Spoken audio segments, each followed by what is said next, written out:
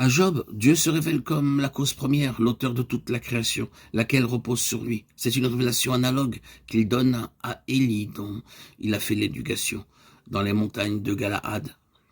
À cause de sa foi inébranlable, le prophète put fermer le ciel, afin qu'il ne plût pas au pays d'Israël pendant 3 ans. Il connaissait celui qui est assis sur le trône de l'univers. Il connaissait sa puissance absolue. L'Éternel, devant qui je me tiens et que je sers, dit Élie. Aujourd'hui, le même Dieu nous est révélé par son Fils Jésus-Christ. Il est l'image du Dieu invisible. En lui ont été créées toutes les choses qui sont dans les cieux et sur la terre. Toutes choses subsistent en lui. Colossiens 1, 16, 17. La grande joie du Fils, c'est de révéler le Père à ceux qu'il a rachetés, marchant avec lui.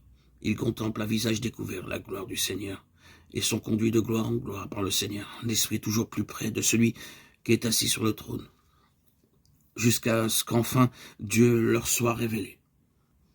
Comme à Job, du sanctuaire de sa présence, il voit que les eaux obéissent à ses ordres, que sa voix brise les cèdres, fait jaillir des flammes de feu, fait trembler le désert. Elle dépouille les forêts, tandis que dans le sanctuaire de sa demeure, les séraphins répètent « Saint, Saint, Saint est l'Éternel des armées, toute la terre est remplie de sa gloire. » Psaume 29, Ésaïe 6, 3.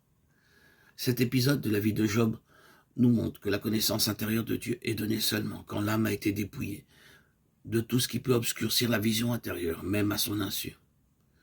Des bénédictions divines peuvent absorber l'âme plus que Dieu, le service de Dieu plus que sa volonté. Les talents reçus, une connaissance limitée, peuvent même empêcher une plus grande connaissance de Dieu. Et Job, nous voyons aussi comment les dons peuvent nous servir à nous édifier nous-mêmes, nous amener à nous considérer comme supérieurs aux autres.